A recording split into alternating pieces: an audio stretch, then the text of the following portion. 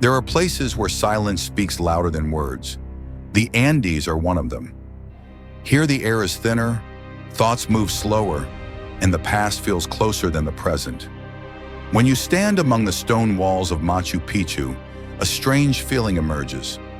This place was not built only for humans. It is too precise, too deliberate, too conscious. The stones do not feel dead. They feel as if they are waiting for the moment when we finally ask the right question. What if the history of the Inca civilization is not just the story of a people destroyed by conquistadors? What if it is evidence of contact, an experiment, or a warning left behind by those who came long before us and left without explanation? This story is not an attempt to prove. It is an attempt to understand. History knows many great civilizations, but almost all of them follow the same path. Slow development, gradual progress, mistakes, wars, crises, and adaptation. The Incas are different. They appear late on the historical stage, very late, when Egypt was already ancient legend, when Rome had long turned into ruins, when China had passed through dozens of dynasties. And yet, in an incredibly short time, they created one of the most efficient states humanity has ever known. The Inca Empire stretched over more than 4,000 kilometers, from deserts to rainforests, from the ocean to high mountain peaks, without the wheel, without iron, without a written language in the conventional sense. And yet, roads that survived earthquakes, logistics superior to medieval Europe, a social system without money or markets, virtually no famine.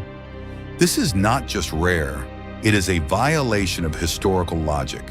Historians call it a unique case. Engineers call it an anomaly. And some researchers whisper another word: intervention.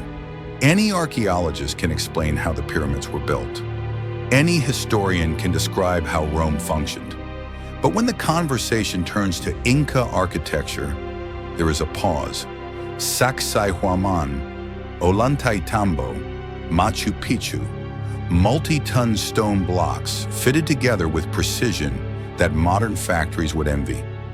No mortar, no fasteners, no visible traces of tools capable of such work.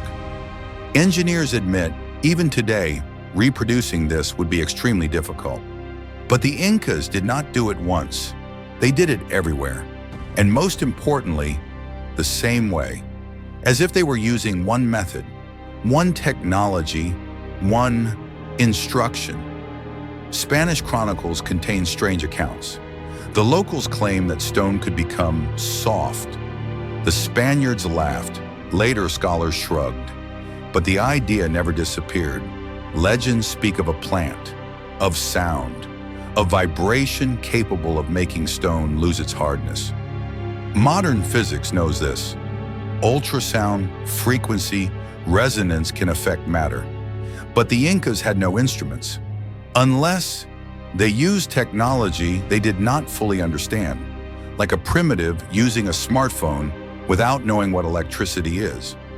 At the center of Inca mythology stands Viracocha. He is not born, he arrives. He does not demand sacrifices, he demands order. He teaches people how to build, how to count, how to heal, how to observe the sky. He forbids chaos and cannibalism. He establishes laws, and then he leaves. He does not die. He does not vanish. He returns to where he came from. Descriptions of Viracocha are strikingly specific. Tall, light-skinned, bearded, dressed in shining garments. His voice sounds like thunder. He commands the elements. He disappears, promising to return. This is not an abstract god. This is a character with a biography. Too physical for myth, too strange for a human. If such a story existed only among the Incas, it could be dismissed as fiction. But it repeats again and again. Sumer, the Anunnaki descend from the sky and teach humanity. Egypt, gods come from the heavens and pass on architecture and astronomy. The Maya, Celestial teachers create a calendar more accurate than any other.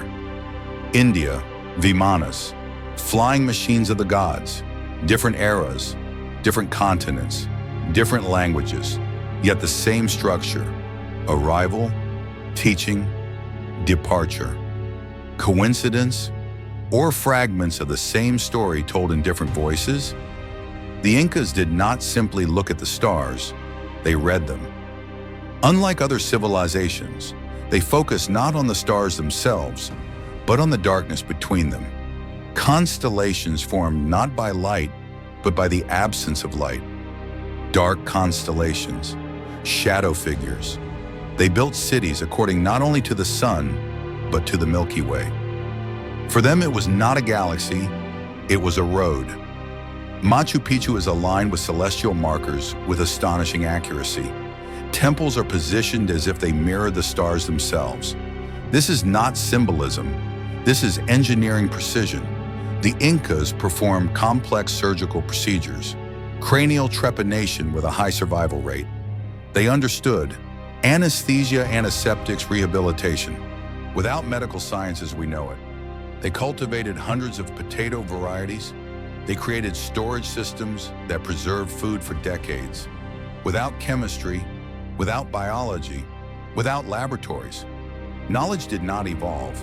It appeared fully formed. The Inca state was not chaotic. Every person had a function. Everyone knew their role. Everyone was part of the system.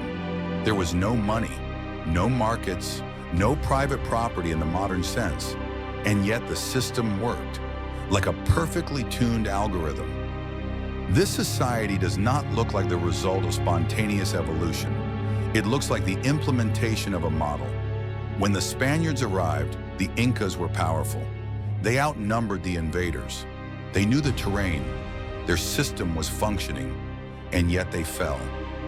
Quickly, unexpectedly, as if they had lost their compass. Their gods did not return. Their knowledge did not save them, as if someone had cut the signal. What if the Incas were not unique? What if humanity itself is being observed? Civilizations receive an impulse. They grow. They either succeed or collapse. The Incas may have been an attempt to create a society without money, without greed, without resource wars, and perhaps the experiment ended. The Andes are one of the harshest environments on Earth. Altitude, earthquakes, extreme climate, an ideal testing ground, isolated, controlled, difficult to access.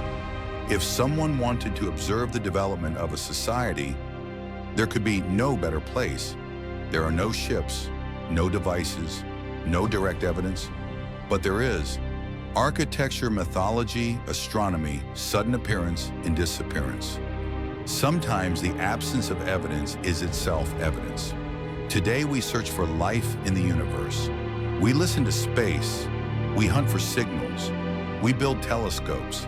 But what if contact already happened, and we simply failed to understand its meaning? The Incas looked at the stars and saw a path. We look at the stars and search for answers. Perhaps the difference between us and them is not so great. The story of the Incas is not about the past. It is a question addressed to the future. And one day, someone may return to see what we have learned.